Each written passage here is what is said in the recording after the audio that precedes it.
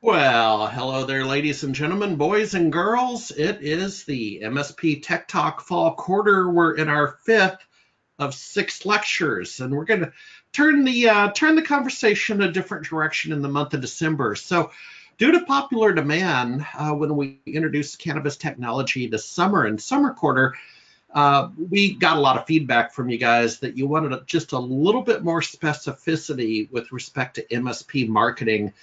It's a work in progress, but we're definitely going to move down the field today, and then we'll probably revisit this winter quarter and on into 2019. So it's definitely a journey because it's an emerging industry. A little bit of housekeeping that if you could use the questions feature on the control panel, I'm looking it over to my right to ask your questions. Jennifer Hallmark in the radio control room will interrupt me and Daryl and ask your questions. And there's a couple of takeaways we want you to think about at the end, some different communities you can participate in, that kind of thing. In terms of the upcoming events, next week on Wednesday, we have the Hot Shot panel with some industry hot shots. We got Jay McBain from Forrester. We got Scott Becker from Redmond Channel Partner Magazine, and we got Larry Walsh from the 2012, the 2012 group. Larry Walsh is a well-known journalist. And what we tried to do, folks, is bring together people that might not normally sit on a panel. We're all in the same industry and media.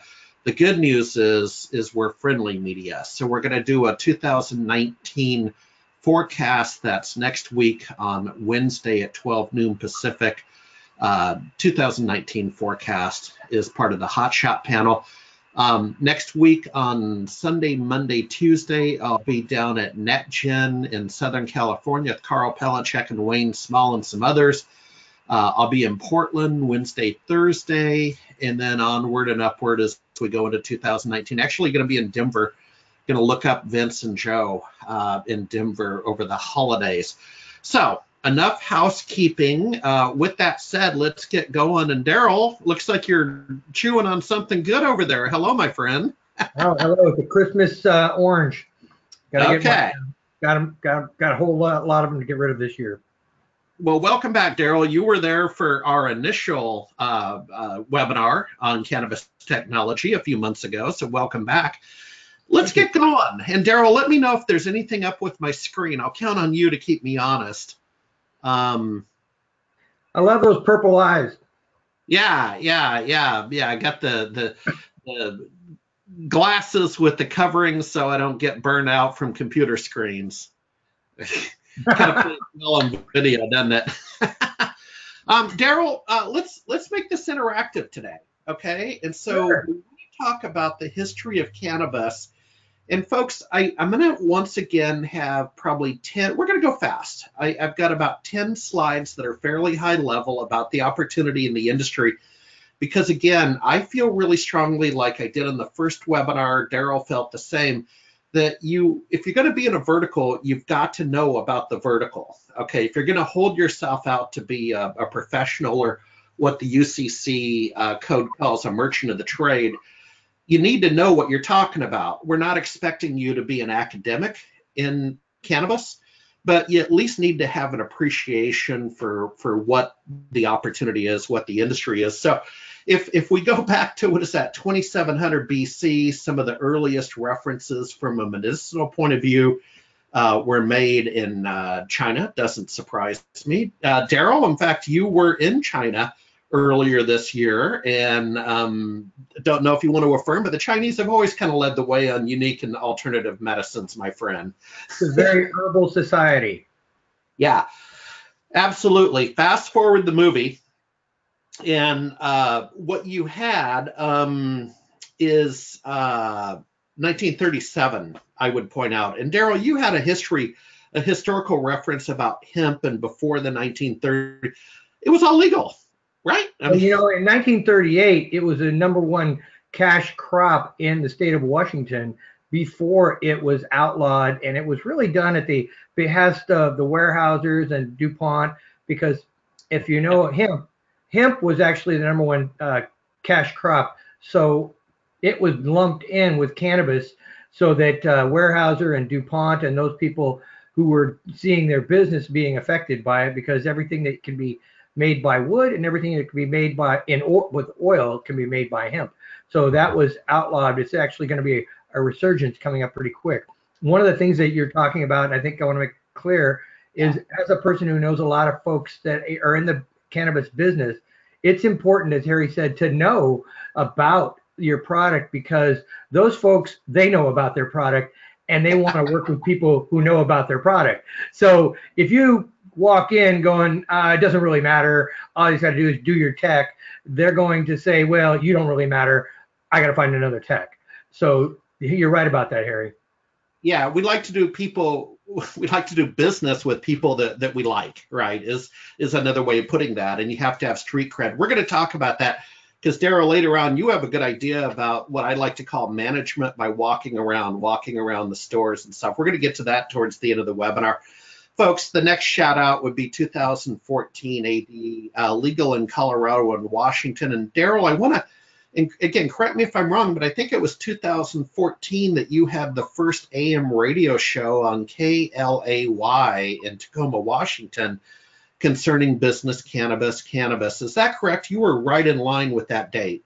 Actually, we were the only station in the United States, actually the only program in the United States, on the only station that was talking about the business of cannabis, because as an FCC thing, you can't talk about anything that has to do with alcohol, tobacco, drugs, or anything like that. But we focused specifically, and we had a very good management in the at the radio station that backed us on this. As long as we kept it focused on the business of the business in cannabis and educated people on all of the nuances that were happening around the country and locally with us, then we were good to go. And we were pretty successful in keeping everybody on track, especially when we did a few live shows where, things can happen. Yeah, exactly. We're going to circle back to the last point, cannabis legal in Canada in 18, just a few months ago. We're going to come back to that. Let's keep moving on. Here's another view of the conversation that Daryl, you were just laying out for us. Strict right there under 1937, we'll call it 38. But it went from legal to illegal to legal, right? So this is a different way of kind of looking at that conversation. Again, folks, in the spirit of recognizing you're here for some meat on those bones, I'm going to go pretty quick on the high level stuff. Here's an interesting paradigm that I want you to think about as a service provider, a paradigm that surrounds the industry that so what is the cannabis industry? Number one, healing. Number two, help, promote holistic health and wellness. I would also offer mental health. I think cannabis has a role in mental health in terms of PTSD and some other things. And then number three would be play. That puts us squarely over in the way we might view alcohol. I don't know if I'd go as far as tobacco, but enhancing occasions. Daryl, I don't know if you want to overlay on some of the thinking here, but my research found that we kind of have three paradigms that I want people to commit to memory as they educate themselves on this industry. You're right about this, Harry. I mean, each one of those are absolutely essential to understand, because we started out in this industry. Back in the day, we were all growing up in the 60s and 70s and so forth. So it was all about playing. But as things progressed and as we got to people got to understand what was going on, there was a lot more healing going on than we ever knew was actually possible. And at least back in those days, and now coming forward, I was very fortunate enough to interview several people who led the way in this, and they showed remarkable healing properties, where one woman was covered in thousands of cancer and tumorous cells and so forth. And 6 months after beginning a cannabis treatment using an RSO product, she's completely healed and also now featured in many oncology books. So incredible things that the research is only going to now uncover and be able to document in a much more scientific way. Yeah, and I'll give you a practical example that I'm happy to do. So I'm going to hold up in front of the camera. I don't know if you can see, these are dog biscuits that are CBD. So these are the cannabinoid-based derivative. This does not have THC, which is hallucinogenic, and THC is actually toxic to dogs. But I'm just showing you a package I bought, 40 biscuits. Astro, the mascot of SMB Nation, God bless him. He's not getting any younger. The hips are acting up. He's got some arthritis, and so he gets a daily biscuit. This is completely legal, and was recommended by Daryl. To be honest, I'm not going to name the individual, but a friend of mine who's a fairly conservative friend who has gone through the recovery movement for alcohol. So that's probably the kind of person that's not going to recommend cannabis for the third category over there for play. I can appreciate that. But this individual saw the value in the medicinal quality of CBD. We had that talk last lecture, so let's not double click down on THC and CBD. We did all that. One quick note though, just recently in the last few days, I read an article that pointed out that actually alcohol was more of a gateway drug than cannabis, and that was kind of an interesting study. Absolutely. Moving on, what I want to show you here, again, I told you when I go high level, we're gonna go a little bit more quickly. What I'm trying to point out, last time we talked about the Gartner hype curve, where there's the trough of disappointment after everybody gets all frothy. All you have to do, Daryl, is think about 1999 and then 2000, 2001 and the dot-com boom. We got all frothy, and then we got disillusion. And back then, there was a startup in Seattle called Atom Films, way ahead of their time. Today, that's called Netflix.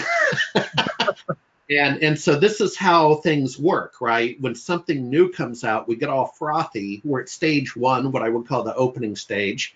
There's typically a trough of disappointment where there's a shakeout. And then by the end, it becomes mainstream. And this is a different way of thinking about this than the Gartner hype curve. But Daryl, this is the point I really want to make is we're at stage one in the opening. And you can bet dollars to donuts, there's going to be consolidation, there's going to be maturity within, you tell me, 36 months, 10 years. I think we're going to be a little bit longer than 36 months. We've only got 33 states, and 10 or 15 of them are completely recreational and so forth, and 33 of them are actually have some form of medicinal legalization. So that leaves still roughly half the country to adopt that. But given the conversations that we've had, not only since 2014, but within the last year with leaders in the industry, and I'm talking about the directors of multiple state agencies and so forth, those folks literally believe that within 10 years, the cannabis industry will be thought of and be accepted as just like the wine industry is today. Yeah. All right. Here, I couldn't resist in my research because doggone it, Daryl, the one thing I can count on from the peanut gallery is I'm a married man with a wife, and I can always count on family. I can count on family members. This is more of an entrepreneurial journey, but this is relevant in particular to becoming a cannabis MSP. So you have your dad saying, you're going to sell what? And then the trusted advisor is like, why? Maybe your business advisor who's not quite on board. The former boss, bosses love to say, yeah, don't let the door hit you on the way out. Good luck with that. And then my favorite is friends and family, the peanut gallery. So this slide applies to any entrepreneurial endeavor. But Daryl, I think what I want to draw out of you on this is when we went to Lemon Haze, what was that, about 6 weeks ago down in Tacoma? Yes, we have people kind of going through the what and the peanut gallery feedback, but boy, we've got some really smart, educated, many of them non-users of cannabis in this industry. I mean, there are some smart people in this industry, brother. There are seriously smart people. As a matter of fact, when I started in 2014, we put together an industry associate group of 20 plus trusted advisors that were not cannabis licensees of any sort, but we're the advisors that help those people become successful, which is exactly what I believe this group is about, is making your cannabis friendly entrepreneur become successful and using that business knowledge that you have gained from how many other clients in how many other different fields, right? How many other startups? It all puts together in one spot, and it's applicable across the board. It's just a different product. Yeah. All right, so let's do some geography. Stick with me. We're going to get to the nuts and bolts in just a few slides. So just to revisit, happy to get you a copy of the deck so we don't have to double click down into it. But this just shows in North America, and I want to show in particular when we look at North America overall, Canada, what I'm trying to draw out here is Canada is federal recreational. The United States is federally illegal, but unique circumstances. We're going to look at those states, but just want to give you some perspective. Folks, please get out a pencil and paper or on a side screen notepad. I want you to Google Paul Seaborn at the University of Denver. Paul Seaborn at the University of Denver is probably a leading academic in the cannabis market. He's very interesting. I'm going to show you an interview I did with him at the end where you can see us having some dialogue. I'll see him in December back in Denver. Part of it, I went to the University of Denver, so I special place in my heart for that. But what he is doing is academic research on the different opportunities. He has an award-winning class on the business of cannabis at the graduate level. So here's his latest report. And of course, he's focused primarily on Colorado because that's where he's domiciled. But the funny thing is he's from Ottawa in Canada. And so he gets a double dip. When he gets the summer off and goes home to Canada, which is what he was doing when I interviewed him, he gets to play at the federal level. He gets to play at the state level. I'm not going to read this slide to you. Google Paul Seaborn, University of Denver. And then in just the past few weeks, again, just high-level talks, we're having movement in the liberalization. I'm not going to say legalization, but different countries are starting to move, the UK in particular, Italy, Portugal, Canada, of course, had the October launch, and it's the first G7 to legalize, quickly became a global leader. And I guess maybe 1 second on Canada, a couple of things in my feet on the street video that I'm going to show you where to find later. A couple of things. They participate in the banking system. Number one, you can write a check when you go into the stores. I happened to be there during legal week for SureWeb. It was more of a coincidence, but I was in Montreal and I covered this story. Number one, banking system. Number two, the age of consent, if you will, is 18, not 21. Number three, you can drive across state borders or province borders. Number four, I was told because of that, you can carry on domestic flights. So very different than the US, right? Carry, I'm sure you have to pack it away like liquor or something, but certainly can't partake on the flight. Estimated sales opportunity view, folks, of what Canada's going to do at the low end in 2021, just over $2 billion at the high end. Double that, 4.5 billion. Daryl, it's not a hard sell when I talk to anybody who knows about the industry, about this kind of slide. I don't have to spend a lot of time saying it's an upward right slope. Actually, Harry, when I look at this figure, I'm looking at that. I think that's way off myself because I think it's going to be, that's kind of the tax collection that's going to happen. We've already reached $1 billion in the state of Washington. And that's one state. We're talking about an entire country here. And I'm pretty sure, their dollar isn't that much, worth that much less than ours. So those numbers might be quite low. Yeah. I think we're going to be surprised to the upside. The United States, Daryl, to your point, the black states are recreational legal. Every state has a story. And again, I'm going to show you a site with resources with the series called On the Road, where you can track the different conversations boy, I could use the rest of the hour bringing out the finer points of the individual states. I'll give a shout out to the state of Massachusetts. They finally, within the past few weeks, having gone recreational legal and possession legal on July 1st, Daryl, they just opened their first dispensaries just a few weeks ago. It was on national news.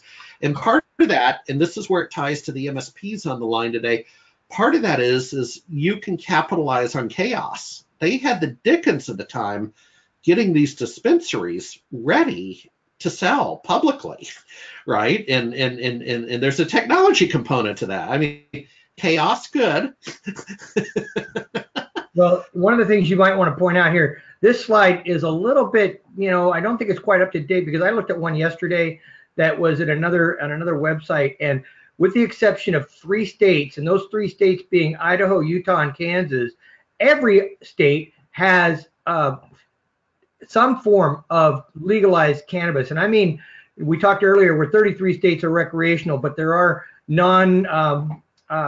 there's acceptable limits and non-criminalization in the rest of those states. The only 3 states that have not moved progressively forward are Utah, Idaho, and Kansas. So it looks like the vast majority of the United States is headed in that direction. Oh, and yeah.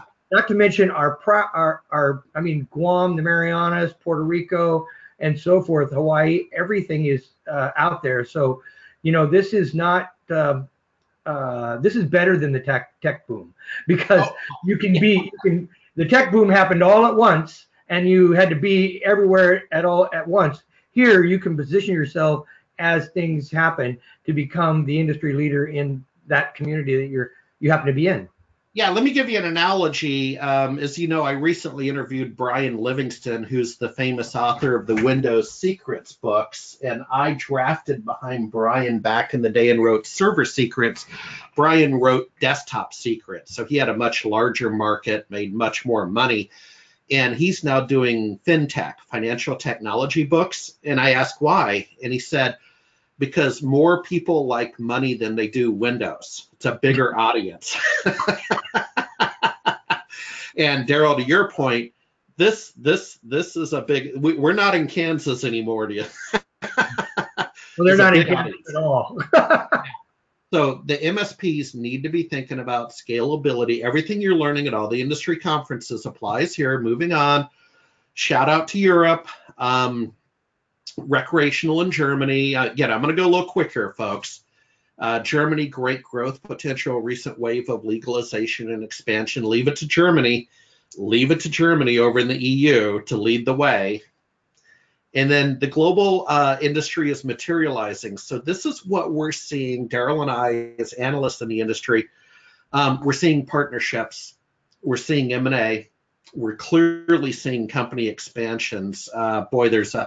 There was one firm I interviewed back in March, it might have been, point of sale, and they have taken off, raised 11 mil. I can't even tell you how much their staff has quadrupled. Daryl, investment dollars are soaring. Raising capital in this sector is not hard. I mean, there's always the due diligence and scrutiny of any investment, but let's talk about that. The investment capital is flowing into this sector, my friend. The interesting thing about what you're just saying is, progressively speaking, most folks have, and I say that because progressive, I'm not trying to be political or anything like that, but it has taken on a political tone. The word has, but the progressive meaning we're always moving forward. Technology people are progressive people by nature, because we're change on a regular basis. I mean, if you don't adapt to change routinely, then you're just going to die on the vine. Here, it's pretty much the same thing. And we had a lot of conservative individuals, as you said early on, you're going to do what? And I saw my friends that were in the conservative vein look at this as not an option. Recently, with John Boehner coming out as a high-level investor and jumping into the thing, all of a sudden, it's a very that's an option kind of and now it's turning things around. So the money that was in one camp and so forth has spread itself across multiple camps, and it is becoming exponential. We're even on the Wall Street. I think we're on the stock market already in a couple of different opportunities, and there are some software products out there that are growing pretty much exponentially. That I think if you do a little bit of research, you might want to hang your hat on, just like you did with Windows, like you did with Server, or you did with SBS, baby. Yeah, I mean, you're gonna need to find out where you're gonna specialize in, what you're gonna resell, and how you're going to be that value-added guy or client or service provider. Well, and to paraphrase Brian Livingston, more people are interested in cannabis technology than they ever were in small business server. With all due respect, it's just it's a different scale. And, oh yeah. And I'm being respectful. So finally, folks, just sharp rise in conferences. I'm going to come back to the different conferences. I'm going to encourage you to think about attending. How big is the market? Depending on a multitude of factors, 80 billion worldwide. And the reason we have this gap, in my opinion, Daryl, and I sat in some lectures, as you know, down at MJ BizCon in Las Vegas a few weeks ago, the granddaddy of them all, 30,000 attendees, 1,000 booths. This number over here, folks, and you just, again, need to have it on your radar screen as you talk the talk and walk the walk. It's going to be dependent upon, and California in particular really hit on this in an evening session, about how can we neutralize the black market, right? At what point do prices align? We got a little bit of price equilibrium, but you also have risk equilibrium. At what point does a white collar professional go, I'll pay another $1 to get it legal, right? At what point do we cannibalize the black market? And that's why we have that range and a multitude of factors. Daryl, go. Well, interestingly enough that you say that, we interviewed several different people early on in the market back on the 411 on 420 at KLAY, and that was the target. That's the target. Eliminate the black market. How do we do that? Well, you hopefully get the taxes low enough that the people can drive their prices down far enough that they're at least equivalent to or lower than what they're currently getting on the black market and so forth. That says, hey, I'd rather just go down the street and know what I get because it's been vetted, it's got security, it's got safety. We know that it's non-pesticides and so on and so forth. So you know what you're getting. There's a lot of safety standards that are going along with that. A lot of this industry is still being developed. So as a trusted advisor, you have the opportunity to make your mark as a person of influence by learning about product safety and looking at parallel industries and so forth and how those really can complement this industry, which as most people here, they've worked with some agriculture, they've worked with some kind of retail, they've worked with some kind of manufacturing. Those are all parallel opportunities. So that market and your opportunity is really huge comparatively. Yep. Key characteristics, again, going to blow through some slides. Stick with me about another 5-10 minutes, and we're going to get to the procedures, the step-by-steps on MSP marketing in the cannabis sector. So key characteristics in global markets, widely differing regulatory and business structures. So this is where Daryl and I spend some time. We have the cultivation of the import-export, vertical integration, private business versus government control. Daryl, let's just take one of those in terms of vertical integration. I'll let you answer it if you like. The state of Washington does not allow, the state of Oregon does. If you want to maybe describe for our audience briefly the difference about ownership. The thing is, in Washington, they didn't want to they took a tack that said, let's keep out the cartel types and so forth and the big drug money. And vertical integration, completely vertically integrated, allows for somebody like Philip Morris to take over in a marketplace and so forth. Whereas chopping it up and saying, hey, you can only have so many licenses in this, and you can only have, you can be a grower and a processor, but you can't be a retailer. It eliminates the opportunity of one company coming in and dominating the market, or one criminal enterprise coming in and dominating the market. And I think every doesn't matter where you're at, they're all doing a lot of vetting and a lot of checking into their backgrounds and finances, so they keep out that criminal element. But the big thing is helping to support small businesses and the growth and so forth, because it really does get a lot of people the opportunity to improve their lot in life with the non-vertical integration. The vertical integration tends to collapse it all down and put too much control into one hamper. Yep. Folks, under distribution, I just want to add an extension on mail orders. So a huge part of the Canadian experiment, the Canadian rollout, is online ordering. It's even beyond mail order, and that's actually where they've had some bottlenecks. But Daryl, boy howdy, online ordering and delivery. Well, that's going to be a challenge, especially when we're talking about legalities and who's getting it on the other end of the delivery system and so forth. We had a big, just a parallel. Another parallel is back in North Carolina, they had a brew-through. You know what a brew-through is? That's where you can drive in the building and hand out your window and get your alcohol out the window, and then they put it in. And so they couldn't, deliver it outside of a window. You had to be in the building. So you drove in the building. It's really a drive in to the building. They hand you your alcohol and you drive out of the building. You never get out of your car. But, there was a lot of people underage coming in and driving out. So hard to keep track of who's there if you don't see them and there's no real control. Yeah, I think the movie Ferris Bueller, or one of those movies, has the kids ordering home delivery of alcohol, and mom's in the shower. I'll go ahead and sign for it. Moving on, the outlook, folks. Then we're going to get to the good stuff.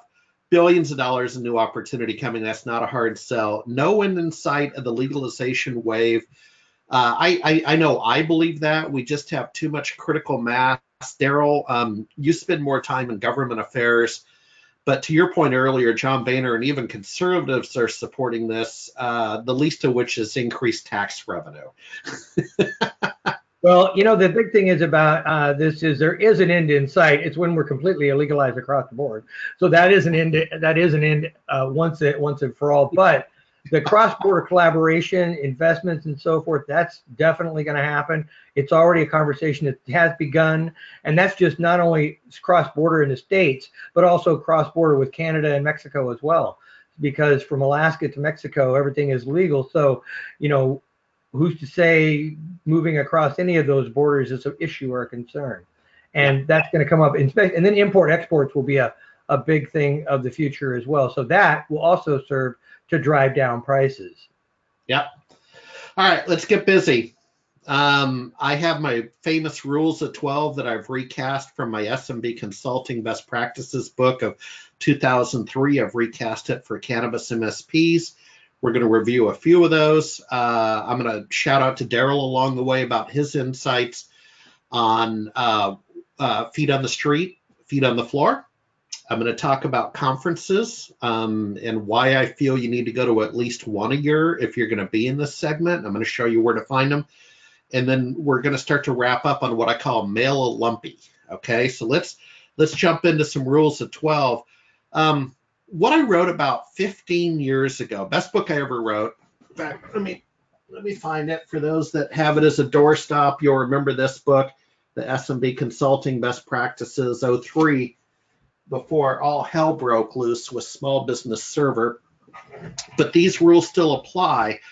And Daryl, this is kind of where number one in particular is your feet on the floor, your feet on the street example, gaining the trust. Let's talk about the paranoia in this industry. It's always rule number one is gain trust.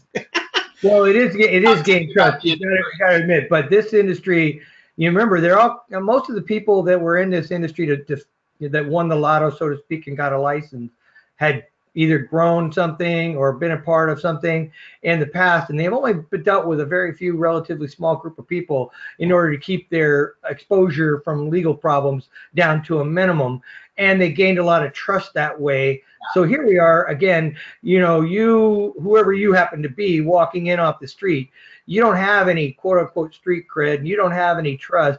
You have to actually gain that by going to those conferences, communicating with those individuals, and you might have to do a couple of things to get yourself in there. But on the flip side of that, once you have gained trust with a few people, the word spreads like wildfire, and you are one of those trusted advisors. And that's one of my that should be point number 9 over on the right, live by referrals. That's absolutely right. So folks, it really is the fundamentals of growing an MSP practice. I've just pivoted over to a new vertical called Cannabis. Quickly, practice expectation management. My intent here is to just tell you that as I've educated myself on the cannabis sector over the last, about 18 months, and making it a vertical specialization in my world, there's a lot of BSers. Okay, so practice expectation management. You can just go right up to the top of the ladder if you're not a BSer. Over communicate, be willing to wear many hats. And so it goes hand in hand with becoming a business advisor. Daryl, the people at the point of sale in the last mile, the dispensaries, my experience has been, and maybe you could speak towards growers and processors and distributors, but on the point of sale side, these are not necessarily the best business people. Well, I think that there's an overabundance of people that are learning, period. It doesn't matter if there's at the retail level or at the grow or process level. People are actually jumping into this because they saw the potential. And some of them didn't really have a plan, and some of them just said, I know I can do this. And now they're learning just like any other business. There's with the 80-20 rule and so forth. And I'm thinking it's more like 50-50 in this industry because it's so hard to fail.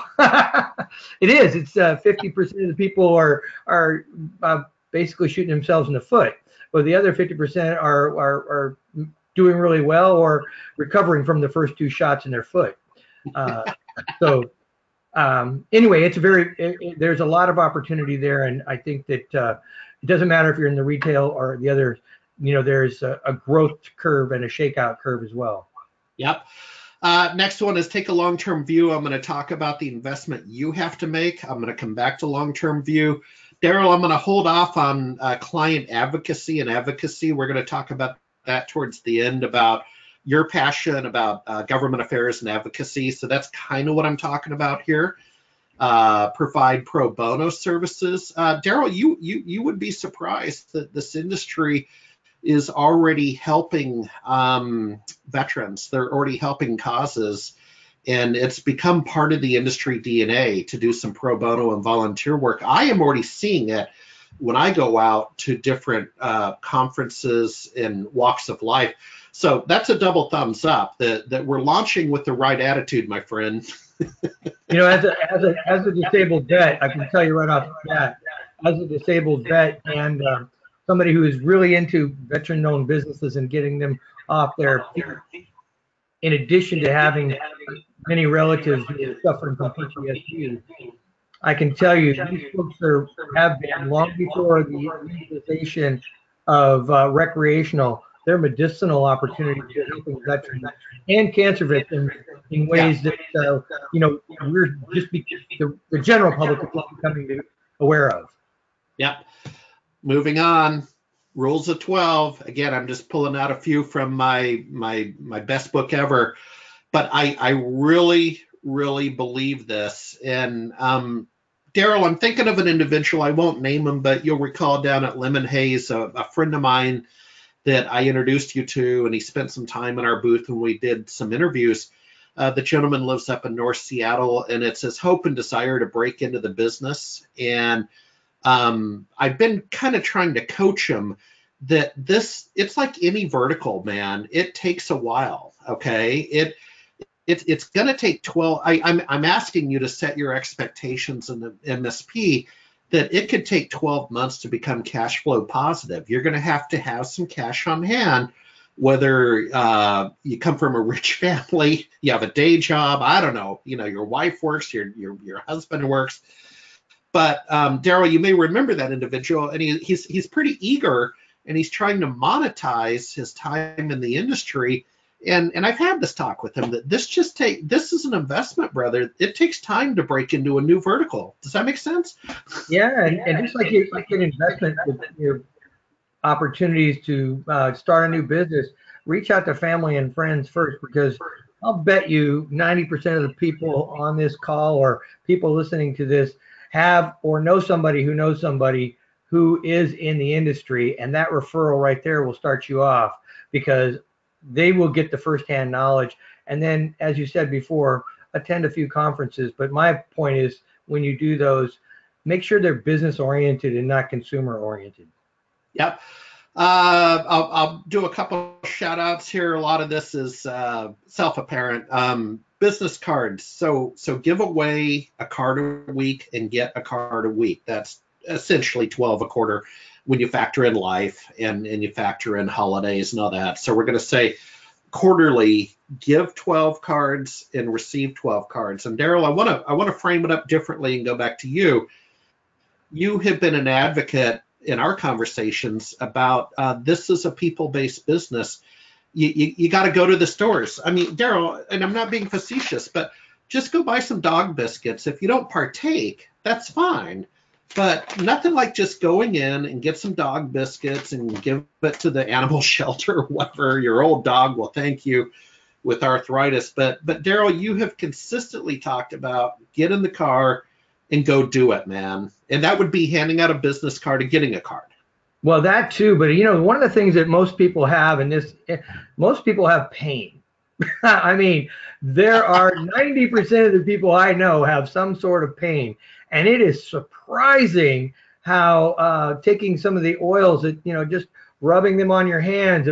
I've watched people who had hands that were like this, and an hour later they were doing this and going, wow, I don't know what happened, and they didn't even know that that the pain was gone. All of a sudden they were just using their hands normally where they hadn't done before. My mother is a 80-year-old woman, and she rubs cannabis oil on her hands on a nightly basis and goes throughout the day. If she leaves it off for a couple days, it's painful, but she doesn't feel any ill effects or anything like that, but loves it because her arthritis and her joint pain and muscle pain is all gone. Have a family member I will not name. This individual had Tommy John surgery from a lifetime of swimming. And a friend brought over some medicinal oil. Swears by it. Swears by it. I'll leave it at that. I want you to be thinking about growing by referrals. I want 3/4 of your business to be from referrals. So you get the one, you do a great job, you grow by referral. Is that a pun? Don't hesitate. Or go ahead, Daryl. Was that a pun? What's that? Growing. Oh, well, it worked back in 03 in the MSP book, and it works today. But I want you to think about, it's not 12 articles a quarter. I want you to think about 12 articles a year. Forgive me. I want you to think about 12 events a year. That is true. I'm going to talk about that one more in particular. But Daryl, when I say write 1 article a month, I'm not talking about what I do every day as a journalist, what you do every day as a media person. I'm talking about maybe something as simple as a LinkedIn article. Those tend to be shorter. They tend to be kind of top of mind. It could be a Facebook entry that's factual on your company page or on your personal page. You may well want to write an article. There's a hunger for knowledge in the media. You can, Daryl, to your point earlier, you can establish yourself as an expert because the industry is so young. And I know Daryl and I would both welcome your outreach. If you think you would like to become a subject matter expert, I can certainly tell you how to type on a QWERTY keyboard. But Daryl, that's what you were surfacing, was becoming an expert in a young industry. Yes, exactly. You have an opportunity that we only existed, I think, back in the early 90s. That's now we're back in another industry where the same opportunity exists, only the development is a lot longer lead time. Yeah, and then some just standard rules of 12 in terms of a fudge factor on IT projects. I believe in about a 12%. A lot of people go with 10%. again, don't hesitate to pay a 12% finder's fee. That's a little more than the industry. In IT industry, we tend to see a 10% finder's fee for first year revenue. I'm suggesting maybe up that a little bit to 12. Those of us, it's the, the biggest tippers are those of us that have worked in the service industry. Let me put it that way. You're going to have some write-offs. It's a young industry, people with different business maturity and ethics. Fasten your seatbelt. You're going to have some write-offs. I'm predicting a 10 to 12% write-off rate for budgeting purposes. You may surprise yourself to the upside. And when all that's done, you paid someone to go sell. You had to take a write-off. You had a fudge factor. You have the this and the that. Assume about a 12% profitability rate for the very, very bottom line, Daryl, after you pay yourself, you bought that new car, you call a company car. I understand how to run a small business. I'm just saying that's a reasonable rate to budget as you enter a new vertical. I would offer you're going to be surprised to the upside, but I'm talking about the bottom line after you bought the camera, the car, the boat. And one of the things you might want to be aware of, Bill, is this group of people is used to having pretty good margin. So if you're going to refer people, if they're going to get them to refer you, you might want to incentivize them a little higher than 12. Yeah. No, fair enough. Just coming out of the gate with my view of the world. And it works with the 12-12-12, but I'm just thinking some people won't get out of bed for less than 20 to 30 points. And that's just a weird mentality, but it is what it is given the way that this industry has developed. It hasn't quite shaken out far enough that we're down to, in the mature markets anyway, let's put it that way. In the new markets, you'll still keep that large margins.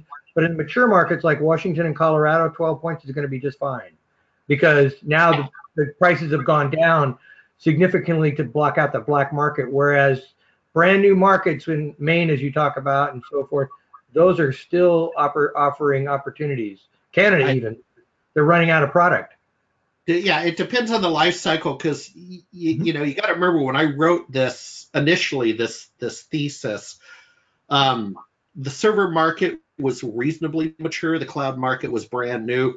So we were seeing commissions, we called them 10%ers, right? 10% salesmen. And you're seeing that in old school media today, Daryl, where an ad salesman is what we call a 10%er. It's a mature market.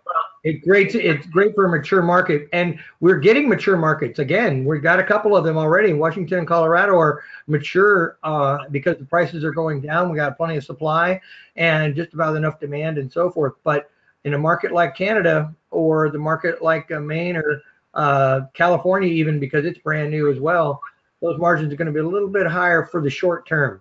But if you're getting something and you get consistent at that lower level, then you're going to build a long-term opportunity because you're not giving away too much of the farm.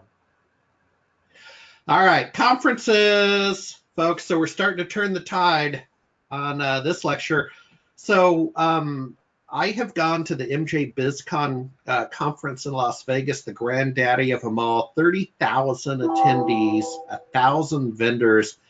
I wouldn't call it an academic conference per se. And the portions that were academic, Daryl, you may recall I told you that the line to get in and get a seat for the lecture was around the facility, right? So it's kind of like, it's really a trade show. Let's just be honest.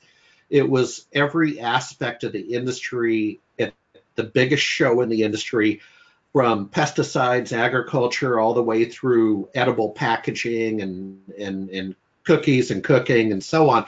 That's MJ BizCon. The next one coming up, my intention is to attend this, is in New Orleans, which is quite a fun town, basically mid-June. I want to put that on your radar screen.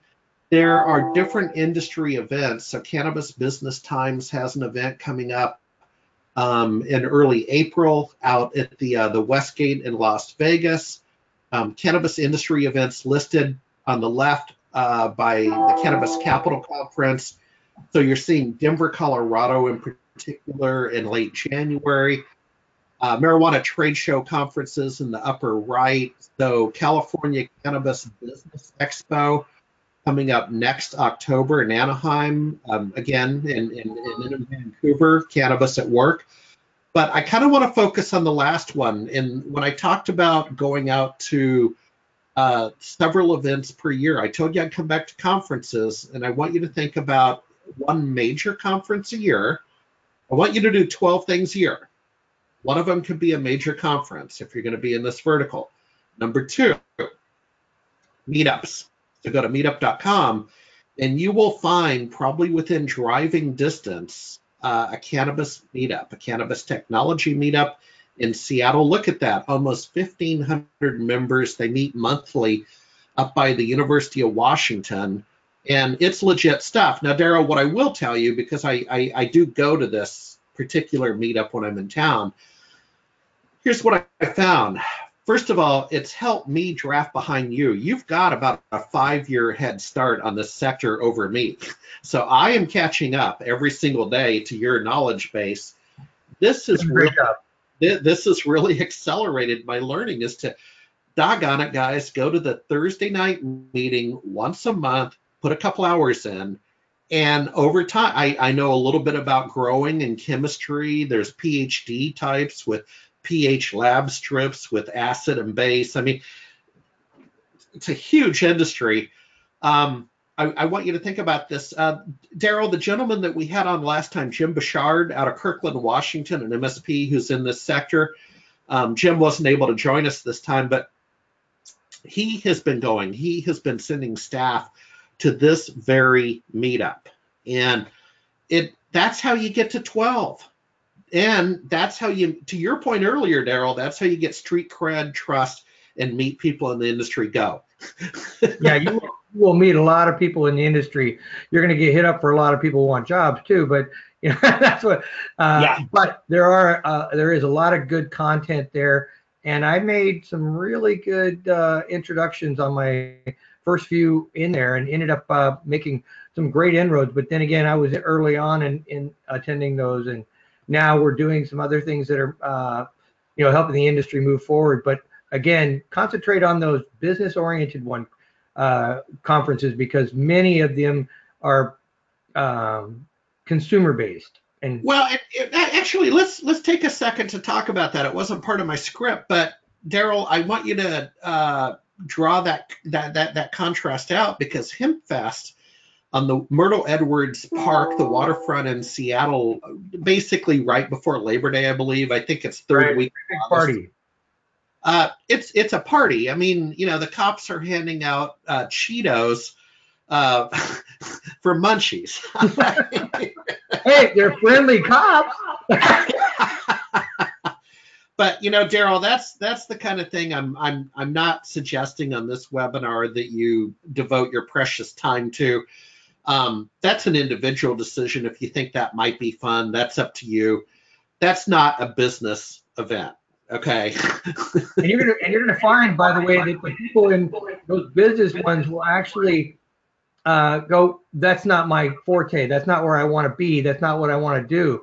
That doesn't make me money. And the people that are successful are looking at that going, hey, those people are great, and so forth. If I have a retail shop, I want to be at that place, but not if I'm a grower or a producer.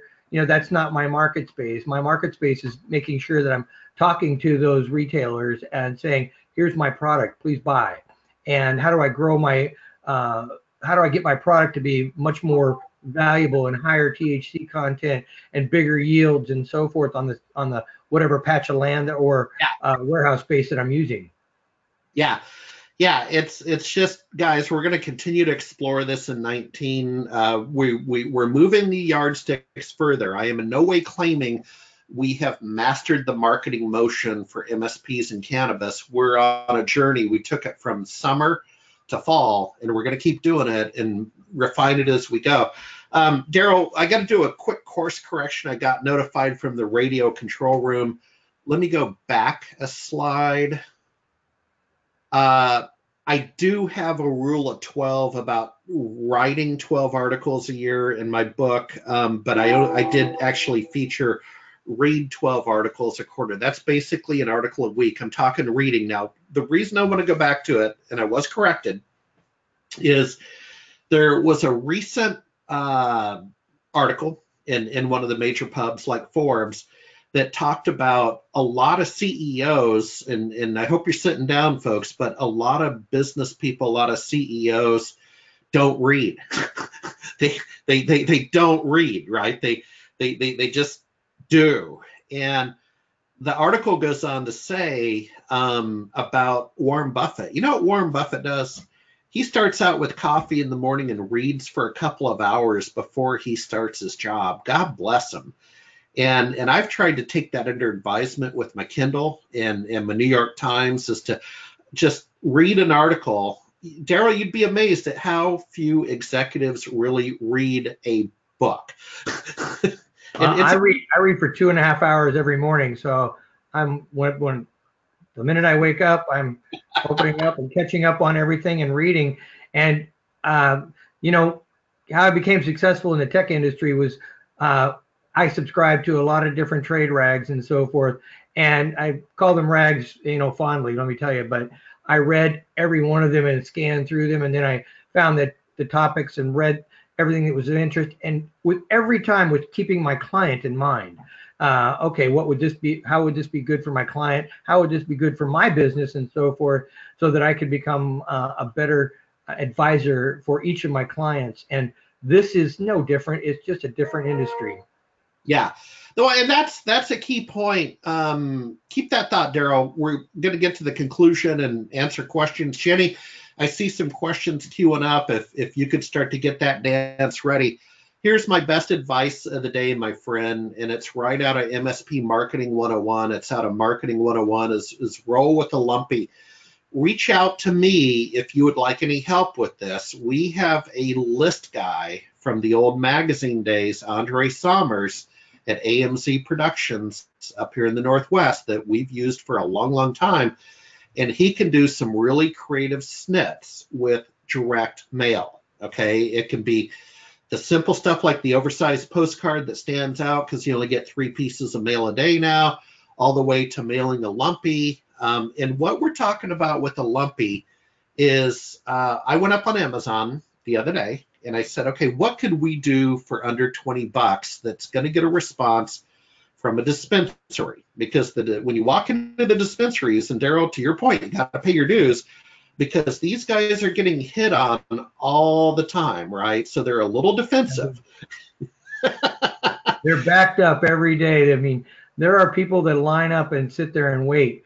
And the guy at the, you know, I mean, I can equate this back when tech was hotter than heck, and I was actually sitting there with phone calls and sales reps standing at my doorstep and phone calls ringing off the hook saying, I want to sell you this new product. And those entrepreneurs are getting the very same thing right now. Yeah. Yeah. And so you got to imagine at Agate Dreams, where I get dog biscuits, you can just see it, that they have customers, but they also have people walking in and going, excuse me, could I talk to the manager on duty, please? And they are a little bit defensive of that. I don't blame them. And so what I'm suggesting with the lumpy is for $20, you can mail the drone, but keep that radio control unit, that white radio control unit, keep that to the side and mail the drone, and the people have to call you to get the radio control unit. And you can decide how they get it. Is it a go-to-meeting pitch? Is it the coffee shop visit? I wrote about that in the book, the proverbial 30-minute coffee shop visit where you buy a cup of coffee and hand them the radio control unit.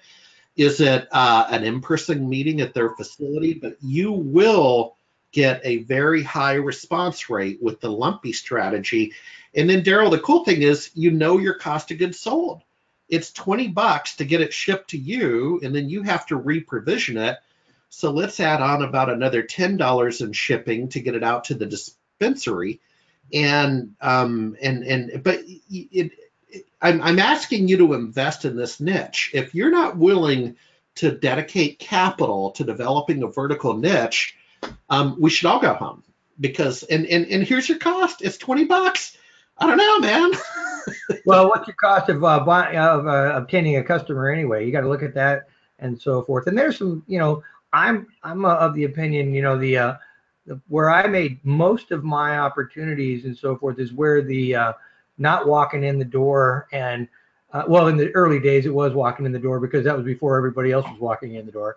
But now it's finding those meetups and finding the meetings, and it's the after sessions, the time when they're relaxed and then they're also proud of their business and understand it and they want to talk to you about their business. You'll find out more in the after parties and the after hours events than you will ever sitting down with somebody who just met you for the first time. They're not going to open up as well as they do if they're sitting here telling you all about their trials and tribulations and their woes, successes, and so forth over a drink or just a bite of food, whatever the case may be. But it's always in the evening that I find most of my business with the cannabis industry takes place. Well, and I've got good news for you. The Cannabis Tech Meetup over here on the lower right, they meet at Sea Monster, a lounge by the University of Washington. So I probably scared a few people saying they meet at the University of Washington. And it's like, oh my God, pinheads and academics. Are you kidding me? I'm going to devote Thursday night. No. They meet at the Sea Monster Lounge. And to your point, Daryl, the meetings tend to extend on, just like the old user group days where guys would talk in the parking lot for another hour. That's exactly where we're at, folks. Last word on the lumpy.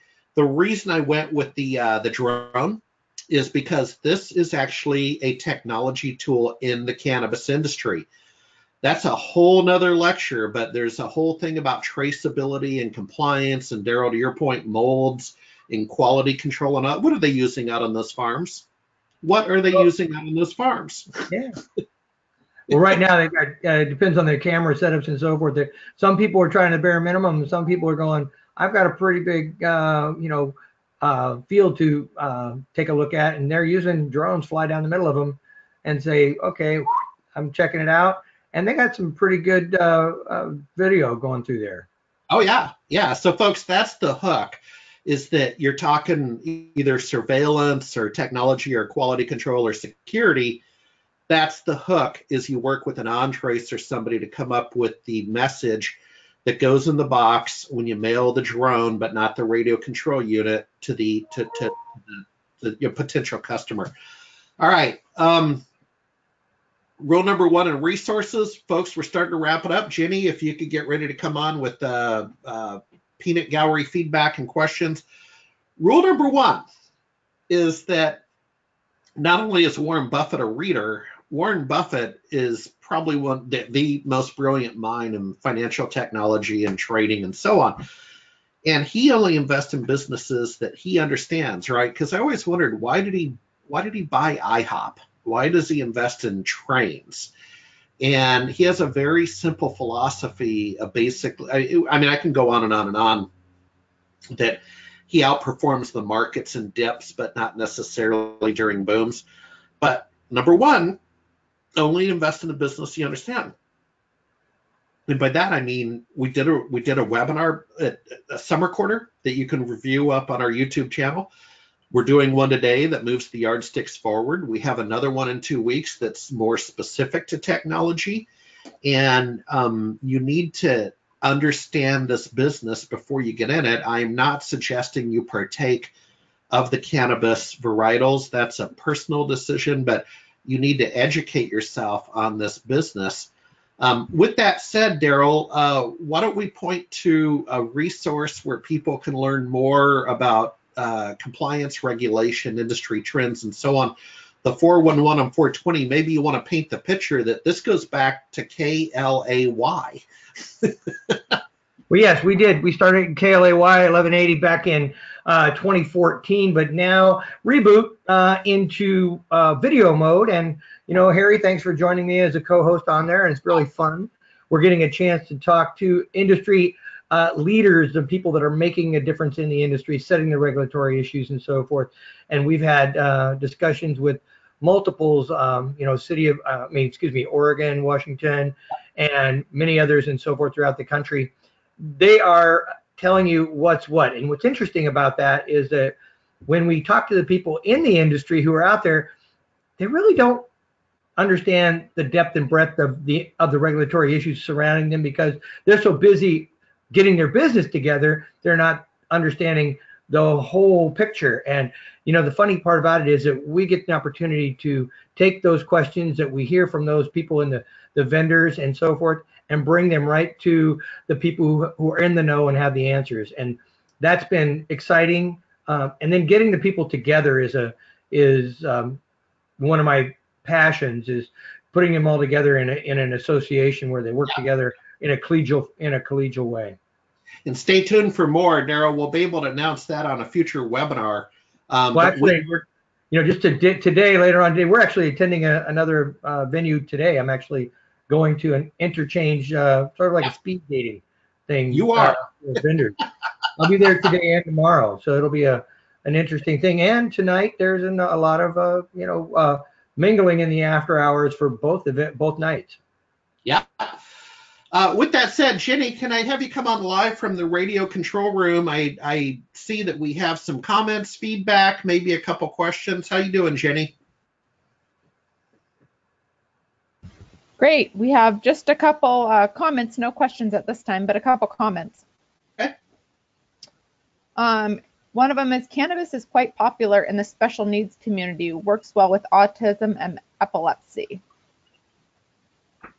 Daryl, go ahead. You're closer to the That's mark. absolutely true. I mean, calms down seizures. It's been known that for quite some time. The cannabis extracts and so forth in very minute amounts are able to minimize, if not completely eliminate, epileptic seizures. I've watched people who have had multiple seizures throughout a day go from that to zero and remain calm. So, and not becoming all like, oh, I'm going to couch potato it. And they didn't really clean out the refrigerator either. Yep. Jenny, go ahead. Someone else commented that their dogs use the same biscuits, Harry, that you showed. There you go. Well, Astro's just off camera right over here. He's in retirement. Job mission completed, as it were, to borrow a popular phrase from a dog photo this past week. But he raised the two boys and he's retired. And there's truth to humor, Jenny, because he's 15 almost, and he just needs that elixir to kind of put oil in his hips and so on. Jenny, next, if we have more. You should get sponsorship endorsements for that last one. Yeah. Excellent topic, gentlemen. And unfortunately, they had to run, but they wanted to let you know that they enjoyed the topic. All righty. Well, with that said, if that's the feedback that we have, totally appreciate it, folks. We have in 2 weeks another topic coming up specific to cannabis technology and some of the solutions surrounding that. So we're going to double click down on that. Again, we made mention of it last summer. And I want to leave you with a couple of thoughts that establishing a vertical. So, forget it's cannabis for just a moment. What if I told you it was healthcare? Okay. Establishing a vertical has particular steps, the least of which is, I want to go back to maybe 3 points. And Daryl, I welcome your final thoughts, but I'm going to go back to rule number 1. First of all, understand the niche you're getting into. Number 2, you have to invest in it. I countless examples of my startup experience, but it just takes a year to get street cred in the world of analytics. The analytics startups, it just takes time to build your reputation and expertise and deliver value. Number 3, I'll hand off to Daryl. Daryl, we talked about trust. Why don't we end on trust? and getting trust is a lot different than getting it in the tech community and spouting off and telling people that you're an expert and so on and so forth. This industry and these people in the industry come from a background of, most of them, by the way, are using their product. So it's not like they're growing it or producing it or processing or retailing it without having some kind of use of it. So good and bad. That's why lectures don't get crowded till lunch. Exactly. So my point being is that you want to think about that. There's a word that comes to mind every time I think about this, and it's karma. That is a word in this industry that goes a long way.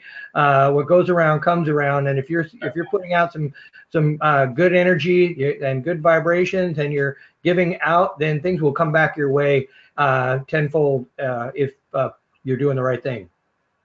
Well, I'm going to make that. I can't top that. Let's make that the final word. Thank you, Daryl. We'll see you back in a couple weeks. Audience, we'll see you back in a couple weeks. And then it's the holidays. Jenny, as always, thanks in the radio control room. Have a great day. And I want you to keep your eyes on the prize in 2019 with the cannabis vertical. Thank you for attending. Thank you.